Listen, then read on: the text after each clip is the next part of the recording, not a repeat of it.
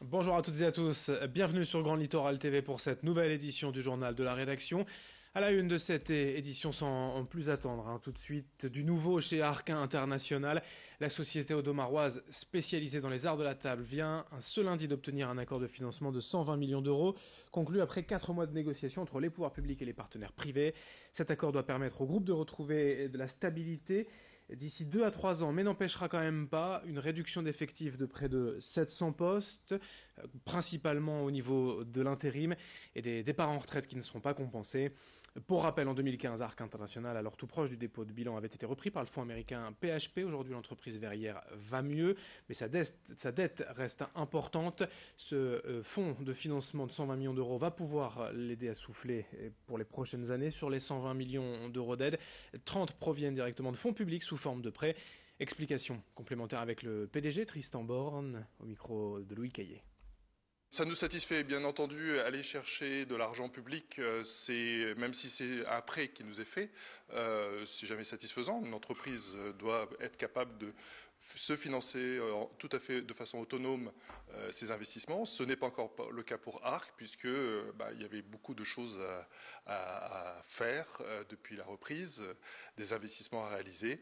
On n'a pas réussi à tout faire en même temps. Donc oui, on est satisfait parce qu'on a l'oxygène nécessaire pour finir ce redressement.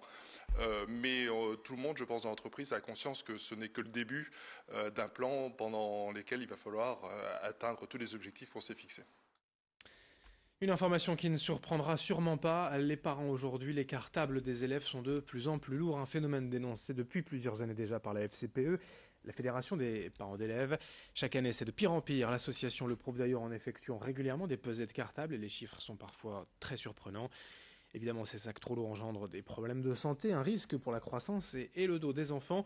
Toutes les classes sont touchées, de l'école primaire au lycée, mais le problème est plus flagrant au collège, en lycée, en l'entrée en sixième, quand les élèves découvrent un nouvel environnement, une nouvelle manière d'aller en classe.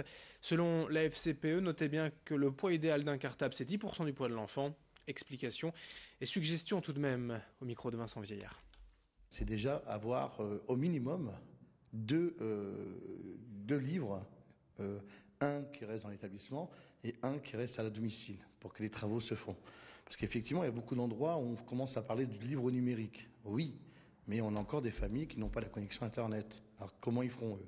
Donc voilà, donc il faut vraiment se poser la part des choses, c'est-à-dire de séparer deux collections de livres, une à domicile et une dans l'établissement scolaire, ou pourquoi pas mutualiser. On peut se dire que certaines classes ils ont tous les mêmes livres, et ce même bouquin dans les classes en français, il va être utilisé pour tous les cours de français pour la partie sixième, et ainsi de suite.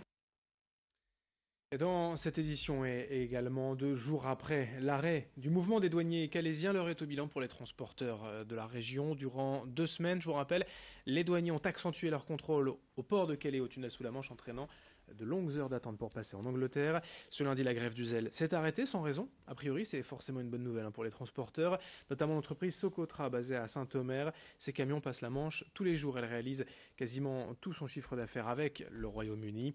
Après la pression migratoire ces dernières années aux abords de Calais, les gilets jaunes dernièrement, les douaniers et le Brexit et ses incertitudes, la situation est de plus en plus difficile à vivre pour ce patron de PME rencontré par Louis Caillé. Nous n'avons pas fait nos rotations en temps normal. Nous avons pris beaucoup de retard au niveau de nos livraisons et de nos chargements. Les conducteurs, eux aussi, ont été très impactés dans le sens du fait de beaucoup d'attentes. Les conducteurs commencent à s'écurer et parlent aussi d'aller voir dans d'autres sociétés parce que l'Angleterre et le transmanche devient aujourd'hui très très très compliqué. Comment résoudre un conflit de famille entre enfants, avec les parents, au sein d'un couple, sans conséquences néfastes? Dans le Nord, il existe aujourd'hui 7 associations agréées par le comité départemental de la médiation familiale. Elles interviennent pour aider à renouer le dialogue. Priorité à toute solution face à un conflit. La médiation est d'abord un temps d'écoute, d'échange, de négociation, permettant de prendre en compte les besoins de chacun. Les rencontres restent évidemment confidentielles et l'objectif c'est de parvenir à une solution mutuellement acceptable pour le bien de tous. Explication avec l'une de ces médiatrices familiales agréées au micro de Margot Sey.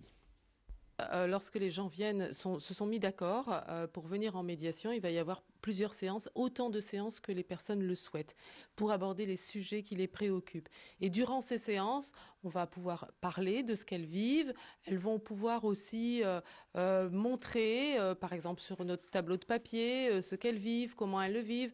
On peut aussi expérimenter une conversation téléphonique ou une rencontre sur le trottoir ici pour que chacun puisse montrer ce qu'il vit, dire ce qui lui arrive quand il rencontre l'autre et qu'ils voient ensemble comment ils vont pouvoir faire tous les deux pour que cette rencontre ou cette discussion téléphonique puisse se dérouler de manière suffisamment satisfaisante.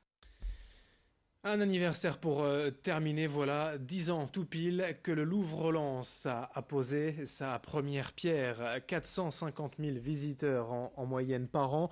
Inauguré en 2012, le musée lensois a apporté une réelle dynamique à la région avec l'emploi généré par le musée directement ou indirectement. En tout, 3 600 000 visiteurs depuis 2012. C'est le troisième musée le plus visité en région, après le musée des Confluences à Lyon et le Mucem à Marseille.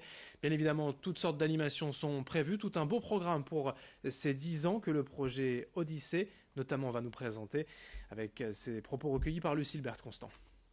En même temps, on a l'inscription au patrimoine mondial de l'UNESCO qui fait qu'en 2012, on a deux événements de rang mondial, si vous voulez. Le Louvre, c'est très connu au monde entier, et évidemment l'UNESCO aussi.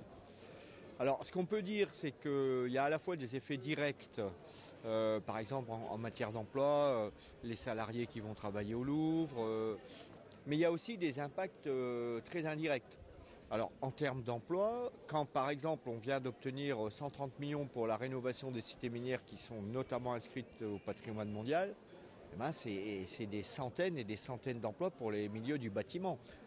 Il y a un retour de fierté dans le territoire et on sait que ça, c'est générateur de création d'emplois, d'activités.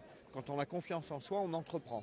Mais aujourd'hui, on se dit comment on ferait si on n'avait pas eu l'arrivée du Louvre et l'inscription UNESCO. Fin de cette édition, merci à vous de l'avoir suivi, merci de votre fidélité sur Grand Littoral TV. L'info continue dans un instant.